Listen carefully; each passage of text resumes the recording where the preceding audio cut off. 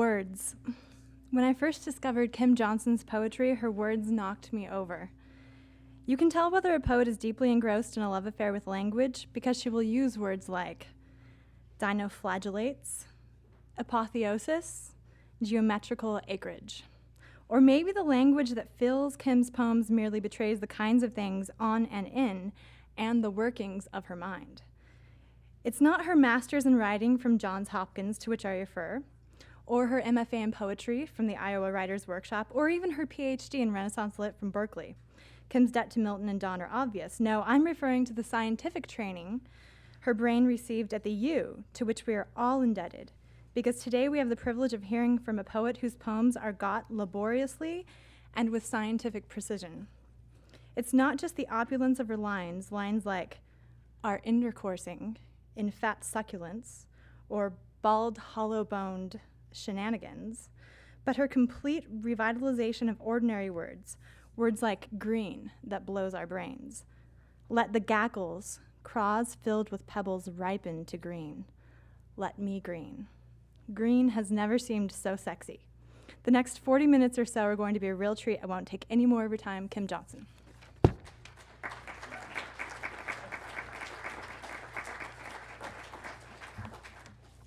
Thank you. For those of you who were at the Stanley Crouch reading last week, I can tell you I will not stop to pee in the middle of the reading today. As Charisse indicated, I spent some time teaching human anatomy at the University of Utah in the med school there. So I'm going to start with a poem that sort of thinks about what it's like to dissect bodies and also reflects back to this cool 17th century text called The Anatomy of Melancholy by a guy named Robert Burton. Robert Burton decided that he was going to go through all the different kinds of melancholy a human being could feel and to note all the sort of characteristics of those melancholies. And it took 3 giant volumes, so it's a fantastically upbeat read. But I think he missed one kind of melancholy, and this poem is called The Melancholy of Anatomy. One white bucket of hearts, their brown chambers visible and raw. One bucket of wombs, one mazed with guts, one heavy with wet lungs, and one full of hands, like a reception, silent and amiable, tenderly dissected to show each muscle's posture, the mechanics of bone and white tendon. White-coated, the anatomist works scalpel and pick, unbreathing, coaxing the layers apart, epidermis from dermis, adipose, translucent fascia. The anatomist never looks up, tries never to think on the lab's humane piecework. Not that the scene's too gruesome, but too stately. In its bloodless displays no remembrance of the messy, blessed animal. To prepare the practical exam, the anatomist pins a suite of specimens with alphabetic tags, which arranged on the white table will spell something mournful, something unutterable. I'll do another poem or two that have to do with anatomy. Ode on My Belly Button. My original wound was my deepest, half-inch divot where the cord shriveled off, and a plunging ache that never scabbed, where my umbilical name sloughed away. Forgotten now, but it meant belong.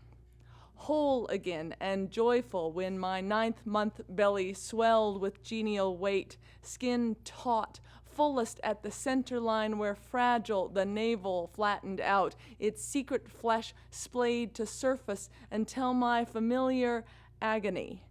Headlong and vulnerable, our mutual attachment already obsolescing, you inherit your original wound, your original loneliness.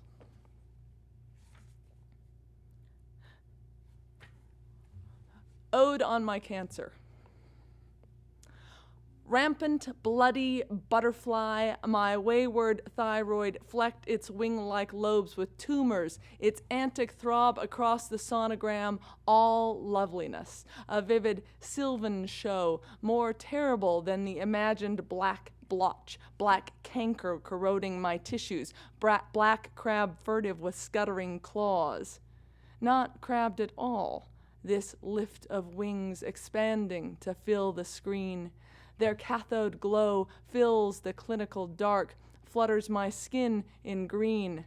My heart flutters in my throat at this strange creature taking wing, in whose cells I am magnified, lush in heyday.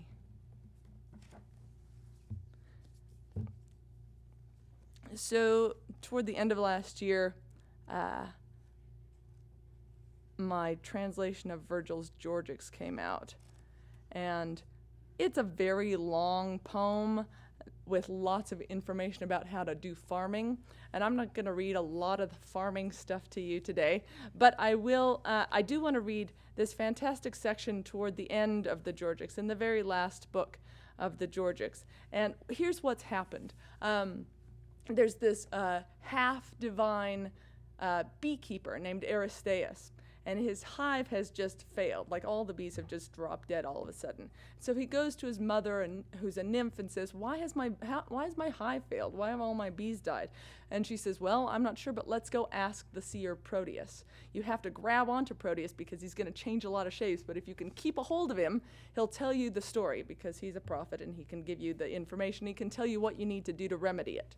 So Aristeas goes to Proteus and he grabs onto him through all the different shape shifting that Proteus does. He changes into fire, into water, but Aristeas keeps a hold of him. And at the end of this little wrestling, Proteus gives up and says, all right, tell me what you want. And he says, I want to know why my hive failed. And it's really the one narrative moment in the Georgics, because Proteus gives him this long story which explains that Aristeas has been punished. He's been punished because it was his fault that Orpheus's wife Eurydice has died.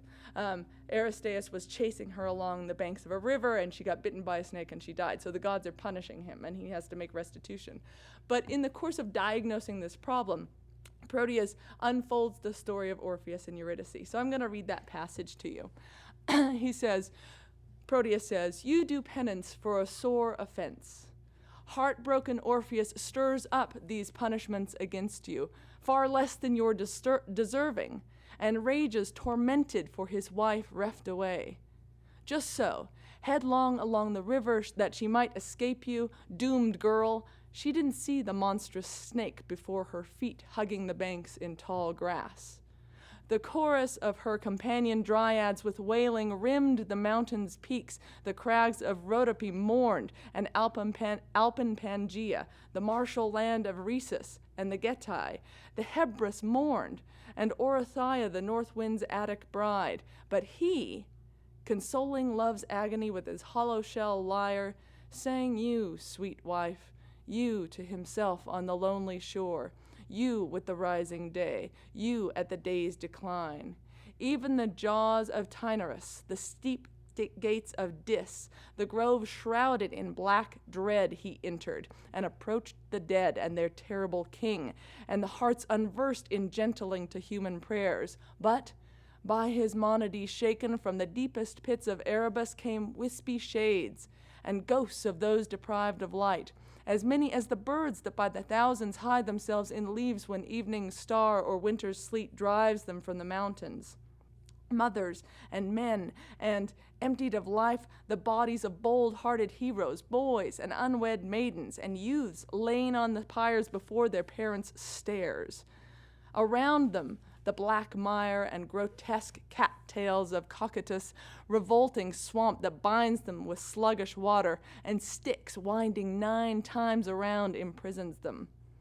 Why, the very halls were astonished, and death's inmost Tartarus, and the Furies with livid snakes braided in their hair, and Cerberus held agape his 3 mouths, and the spin of Ixion's wheel halted with the wind, And soon his steps retracing, he had dodged every pitfall, and Eurydice restored was coming to the upper air following behind, when a sudden madness seized him, reckless loving, truly forgivable, if hell knew to forgive. He stopped, and upon his own Eurydice, already at the very edge of light, forgetful, alas, and his judgment overthrown, he looked back. Instantly, all his labor fell apart, broken the pitiless tyrant's pact, and thrice thunder sounded over the pools of Avernus. She cried, "O Orpheus, what has ruined wretched me and you? What utter madness! Behold, again the cruel fates call me back, and darkness shrouds my swimming eyes, and now, farewell, I am carried off, cloaked in endless night, stretching toward you helpless hands. Oh, yours no more," she cried. And sudden from his sight, like smoke mingling into thin air, vanished away. And, as he clutched vainly at shadows, longing to say much, she never saw him more, nor did the ferryman let him cross that swampy obstacle again. What could he do? Where take himself, his wife twice snatched away? With what sobs could he move Hades? With what word its powers? Even now she was floating cold as death in the Stygian raft. For 7 whole months, month on month, they say, beneath a sky-scraping cliff by desolate Strymond's wave, he wept, and under the frozen stars spun out this song, soothing tigers and enticing oaks with his dirge, as mourning beneath the poplar shade the nightingale laments her lost brood, which a rude ploughman spying ripped unfledged from their nests. She sobs night long, and on a branch perched her doleful song renews, and fills full the sphere with her dreary plaints. No love nor any wedding song could bend his soul. Lonely he would wander the Hyperborean ice, the snow-crusted steppes ever widowed by Ripaean frosts, wailing Eurydice, wrested away, and the gift of Dis annulled, by which devotion spurned, the Thracian dames amid their consecrated rites and midnight bacchant orgies tore the youth apart and scattered him across the field's expanse. Even then, while down the middle of its rapids the Hebrus, river of his father's realm, swept and rolled, his head ripped from its marble neck, Eurydice, his mere voice and cold tongue were calling. "O poor Eurydice," as his spirit fled. "Eurydice," the banks replied the whole river long. So, if you're a beekeeper, don't do that. There's no joy will come from that. In the book that I'm working on right now, I have a very long poem in these short little lozenges of prose, and each section takes its name from one of the letters of the military alphabet, Alpha, Bravo, Charlie, Delta, and so forth. And they're sort of extended complaints. They conflate their complaints against former beloved and God. So those two figures start to sort of be this, to fall into one another. So the whole poem's called Siege Psalter. I'll read just 3 sections of it right now. This is Delta. When thundering through the heavens I hear the B-2 stealth bomber, its elusive grace as it banks trailing fractals from its skin, its clandestine maneuvers, its trinitarian aerodynamism, I think of God. Dropping what ordnance I cannot tell, a fusillade unseen from where I cannot tell, kilotons to knock me into confusion. O stealth bomber, intermediary for the illegible, plead for me now in the hour of my whatever. Echo. We'd make a legendary pair. You love the sound of your own voice, and I have to have the last word. But I'm no nymph pleading in perfect refrain, no ping for the smug submariner. Insubordinate, I embellish your cadence call. I run your reverb through my wah-wah, turn all your periods to colons. I slant if I rhyme at all. I am here in this deviance, and I am trying to help you find me, as if you were trying to find me. India. Having smacked down the Bactrian satrapies, Alexander dragged his armies eastward. over the Hindu Kush, through defiant foothills, against sickness and mutiny and the unprovisionable mass of his battalions to the great river's golden sands. So hungered he for the known world that he impious raised a hemisphere to possess its wreckage. Lucky, lucky world, to be so fiercely wanted.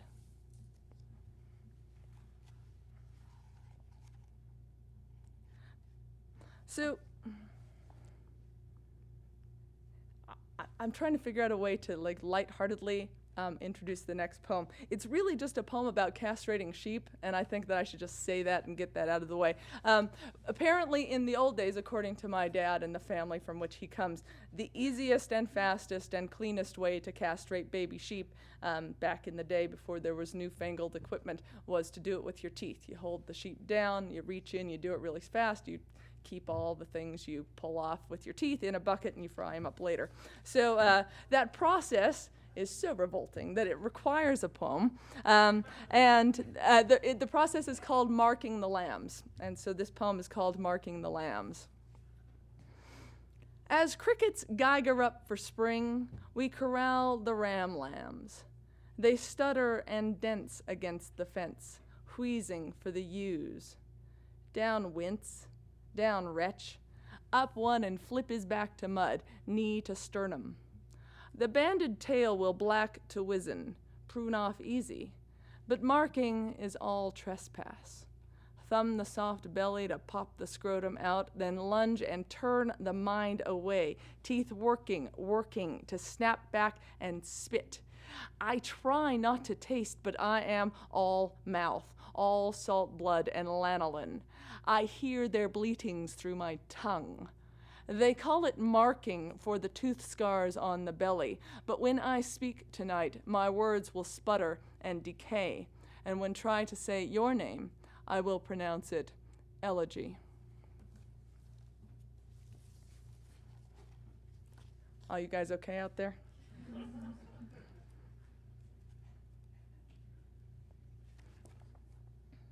Let's see. Winnowing song. Weevils? I'll tell you of weevils. My winter wheat worthless, brown flecked, beweevilled. Into the cast iron skillet they skitter and hiss, stoked to a dither, skip the black surface dithyrambic. I clamp grains in Rubbermaid, wrap rice in vain cellophane. The field must be gaining against me, for morning finds fistfuls from pantry to parlor, insouciantly harrowing, corpulent, legion. I hear them all night, unwearying engines, the minute scrape of teeth, mandibles calcite and scratching like leaves thickly fallen in autumn in some deep-shadowed valley, leaves piled and corroding on the banks of Acheron, with progress unreal. My house uncomposed will be open to wind like a body uncased. Then will the weevils and I hunker down in the field, feeding on fallow, looking up where the roof used to be, at the fanning of trees, their leafy machinery threshing the stars.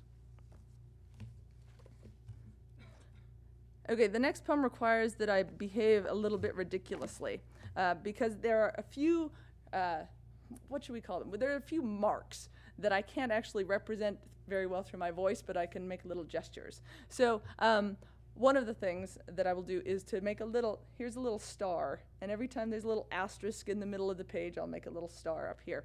And there's also, the title of the poem presents a certain problem. It's two brackets with some space in between, followed by a period. So I mean this title to indicate like exasperation and resignation, so the title is like this.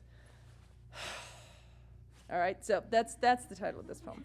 So stay with me with this. Through weather's declensions, through spring's steep degrees, through 5 shapes of snow, through the thunderhead's sexual green over green geometrical acreage, through every stormy declension of the heart I have cried your name. It is a histrionics litany, recited from this, my usual station, unrequited. Where else such sighs and bluster, such tropics of squalling passion? And what is wind but a dialect of longing? The high pressure rushing to fill the low, the sky trying to slake its heats against the earth's asymptotic cool, its somersaulting cools against the earth's radiance. All weather springs from currents of failed desire. No wonder the wind, when it says anything at all, howls. O fugitive God, my glorious jilt, my heart has learned a tempest's grammar in your pursuit. Listen, it thunders up its truest, its most hopeless prayers for you.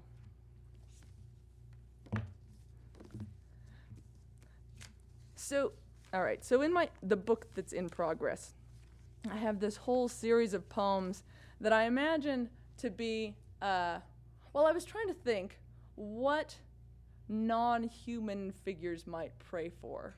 Like if I were a bug zapper, what would I pray for? This question actually torments me. So I started writing a whole series of poems in which mostly non-human figures, there's one exception, but mostly non-human figures offer up their prayers. So I'll read a few of these for you today. The first one, which one shall I do first? Is Wrecking Ball. The titles will tell you who's speaking. So here's what I think a wrecking ball might say as a prayer. Wrecking Ball. With what stern determination I love that wall. Its red height so certain I must fling myself at it. An erratic embarrassment of a fling, chain wobbling through my drunk parabola to kiss the brick. Can I help it that I kiss with all my force? Nuzzled to dust, all my beloveds must wish to have gone unregarded. What do I wish for? The end of love. Wasp. My name is Legion, and my sister's name is Legion. When we awoke beneath the silk screen of spring sunlight through the pines, we hummed confusion, and the hum resounding cell to cell assumed the shape of the vespiary. It meant communion. We shook our new wings and set out to expand our echo chamber. More sound, we buzzed to one another as we milled the rotten stump. More, scraping off fibers of fence post, and, fitting the pulp into place with our spit, we murmured to hatchlings, more sound, summer long. Now, as the evening star nests like a queen, we swarm through the vestibule into the vault and whisper. The paper whispers back.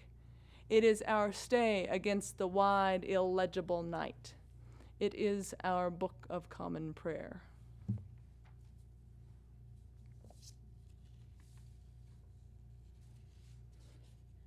Okay, Orange Tree. My everlasting sun, hung like tungsten fruit from the ceiling vault of the orangery, my ever-clement sky. Let December crash its petals at the glass. Let January clench the world down to its heartwood. Let March savage like hatchets, like cutworms, like bud mites, like root rot, like the end of possibility. I will fan my lace-laden branches in the precise size of the central air. Let God drop like a heat lamp from his rafters and scorch the heart to its pith. I will plump my boughs and preen and give thanks for my splendid self. See how the known world depends on my knowing it, how my slender shadow seems to fall upon all things. The orangery wall fills with the shape of me, my brainstem trunk, my bravery of leaves in their evergreen hemispheres, my branches hung with the ripening weight of my best offspring, that luscious and heavy O for oblivion. All right, so do y'all know the corpse flower? Do you know what this is? Okay, for those of you who don't know, it's this fantastic 8-foot-high flower that grows in Sumatra. And it blooms maybe like once a decade. And when it blooms, okay, so it's got like this big central shaft, which is a sort of a light green color, and wrapped around the central shaft is one big petal called a spathe. And when it's all tied up, or when it's all closed up, it just sort of looks about the same color as the petal. But when it blooms for that, 3 days a decade, it like throws open the spathe, and inside it's dark purple, red, maroon, and it's got like this thick, plush, velvety texture. And the best thing about it, of course, is that it smells like a rotting corpse. And it has this, it's developed this biological skill, I guess, as a means of propagation, because during those 3 days when it opens its stinky self, all the bugs come on in and they like eat around in the pollen, which is down at the bottom of the spathe, and then they crawl out again and that's how it propagates and gets fertilized and all that stuff. So it's called a corpse flower, and this poem is Corpse Flower, Amorphophallus titanum. This morning's hothouse, a pornography. All my darlings pressing up to watch my fan dance. Velvet spathe flourishing open to my hidden plush. I will peel down to my inmost creases for you, and your camera will snap and whine, but we both know you're not after some glossy shot for your desktop botanical. What you want, you can't film. The meat-wet stench of my inflorescence, ruined sweet like a carcass heat-rotting in the compost heap.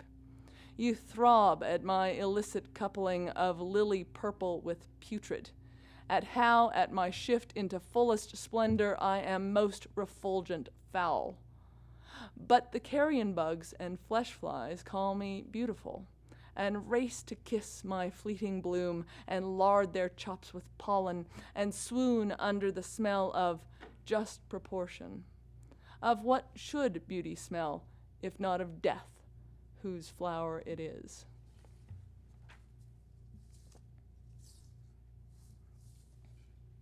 All right, an orb weaver, we don't really have them around here, but it's a small, I don't think we have them around here. It's a small spider that makes like the perfectly symmetrical webs, the perfectly, what is the word that I'm thinking of?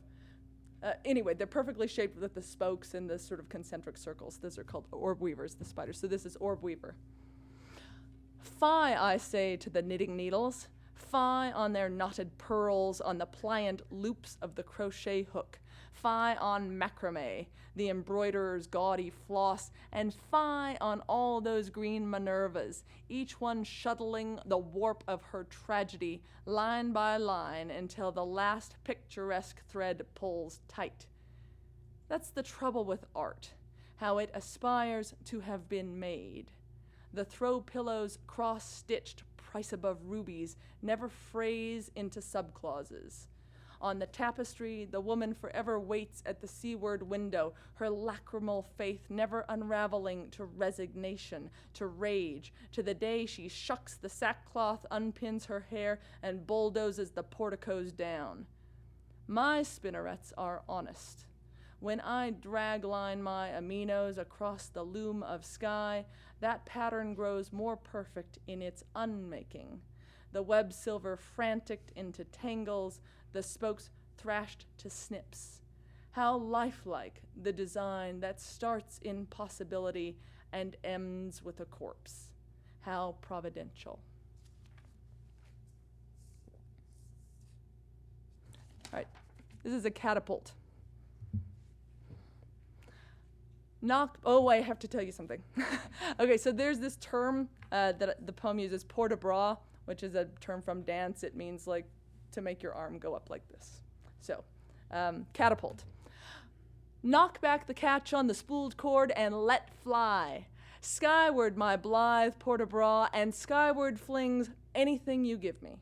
Flaming hay bales, boulders, wet mounds of dung, groundling stuff which airborne turns unearthly beauty, unbodied grace, for which the battlement's too mean a target. See how shot that clatter of tacks glints like stars above the bonfires, how that vat of rendered fat anoints the fortress walls with burning. See how the corpses of the hostile dead hang angelic in the middle air, and how angelic they fall, as if hungering for the earth and its sweet demolishings. Holy the fall! I hymn it with my arm.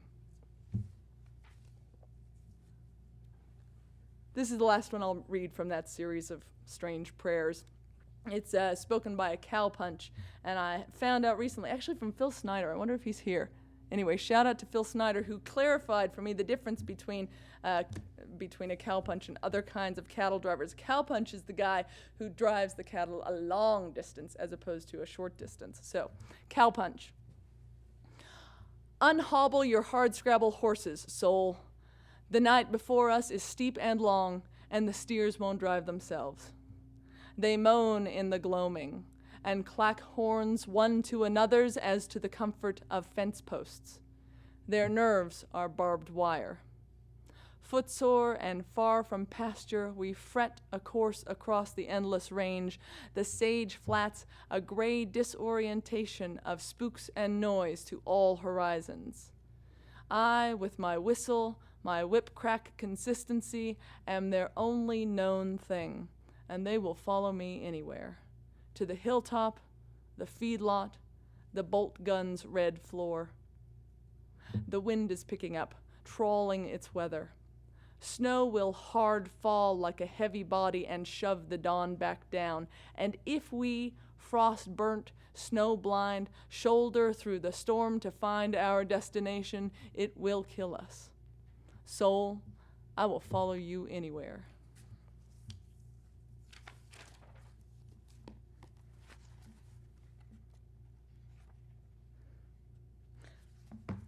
All right, we just missed Ash Wednesday, so we don't really do so much with the ashes on the forehead with the cross, but I'll read a poem anyway. Ash Garden. Spring begins in a fatness of front lawns, but not mine.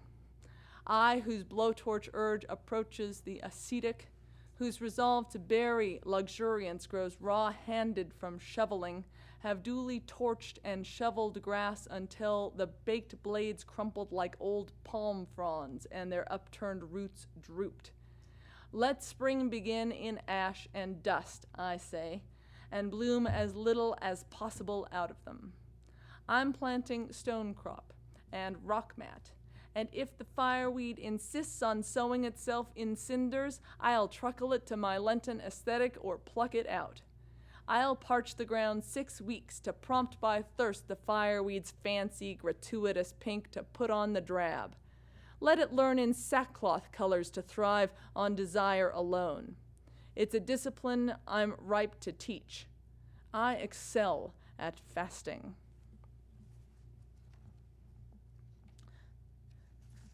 Here's another one of those short poems in honor of small body parts of mine.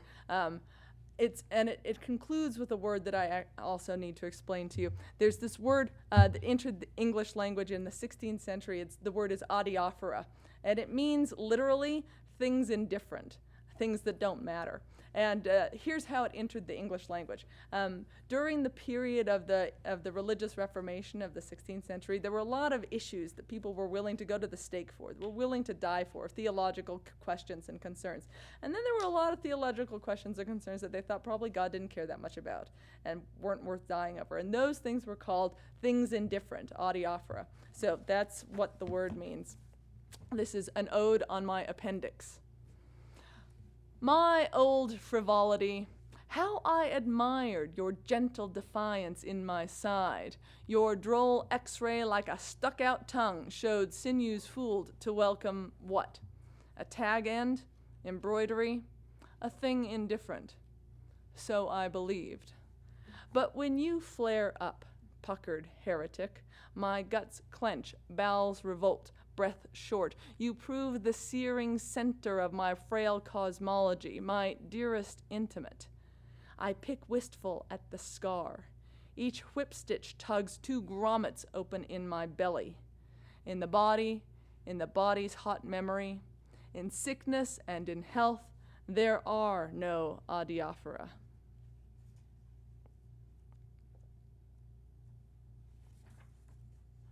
So quiet. Are y'all being reverent? Then we'll do this one, Sweet Incendiary. In this hot light, the seraphim might look like anything. Juniper flounced in wind, flashing spoil of jasper, the dove that flies, anything with a little shimmer to it, and some allegorical precedent. Oh, for an obvious angel, face of flame and flaming wings and golden dart in flame to thrust my breast and thrusting pierce again, my breast like honey melting with delicious wounds, or rather leave these golden age extremities. Give me a shotgun angel to shuck me in the back of his chariot and break for the state line, shack up, rip the veil, and show me the shining, undeniable face of God. No such luck. No glorious gristle for my fancies, but what I bring myself. See my jerry-built epiphany? Car battery wired to my tongue, set to switch on my own shimmer, the spark like a burning coal, like honey for sweetness, as I mouth the hallmark motto of heat-struck martyrs, Lord, let me suffer or let me die.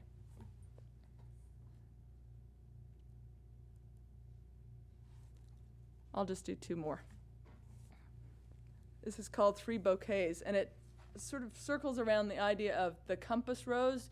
I don't know if you know what this is. It's on a map. When you're looking at a map, sometimes in one of the corners there's this like little illustration, sometimes elaborately decorated, that shows you which way north is, like the N with the little flower around it. That's called a compass rose. So, 3 bouquets. 1. What awful love worked this superfluity? My U.S. Geological Survey map grids the haphazard landscape into restrained geometries, bulges and sandstone hoodoos smoothed by the benign cursive of contour lines. But look, at the chart's least cluttered corner, the cartographer abandoned his strict piety to boutonniere the desert. A compass rose. Its freehand arabesques transgress the quadrants, a baroque whimsy of the official pen. I imagine him gripping silent his staves and theodolite, stumped by some unmappable beauty, it bucking his measure, efflorescing in him. Heartstruck, he tricks out the plateau in posies. 2. Fond romantic, I've followed the map farther than asphalt, taken myself up to the bare coordinates where the compass rose blooms. I'm quick to see the cartographer's flourish as a valentine, quicker to want what beauty forced its mark here, to lose my bearings by it. Let my north be this rosy seduction of sandstone flashed with quartz, my east that far, high mountain, shining like all the kingdoms of the world. 3. My dear cartographer, how misplaced our faith in the compass rose, as if its love knot could fix beauty, as if it marked anything but the heart's excesses. My own heart surges to pitch its rococo against the map's hard facts. It is willing to break itself to flower.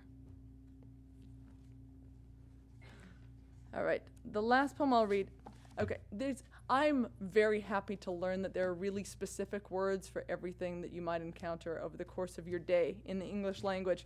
And one of my favorite words, not because it's beautiful, but because it exists, is the word petrichor, which is the smell, or the name for the smell that you smell in rocks when it has been dry for a long time and then it rains. You know what I'm talking. I mean, people from this part of the country know exactly what I'm talking about. People, when I read in other places, they're like, no, we never have it dry. But okay, so it's actually made. I think the smell is produced because the rocks get dry and then the vegetable, like the natural vegetable residue that from decomposing leaves and stuff, settles on the rocks and dries, and then when the rain falls, it sort of releases it moistens up that thin layer that we don't even see or are aware of like plant decay that's all over everything. So that smell is called petrichor. I love that there's a name for that smell, and I love also that word because of its meaning. It comes from 2 Greek words, petros, which means rock, and ichor, which is the name for the blood of the gods on Mount Olympus. The ichor is the nectar that ran through the veins of the gods. So this poem is called On Divination by Wind. Thanks very much for coming out today. On Divination by Wind. My complete meteorology falls open to the glossary, where tongue-tied I've returned to linger on the lavish particularity of petrichor, name for the smell of long dry rocks under rain. Improbable word, but libraried up, I swear I can smell it, green and vivid as nectar, as if it sighed from the book open across my lap.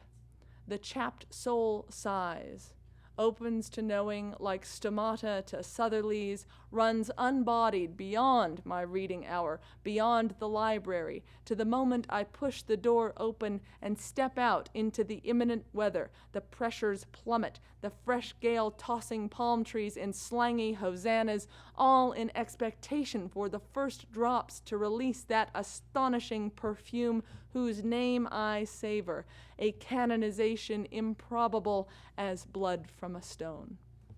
Thanks.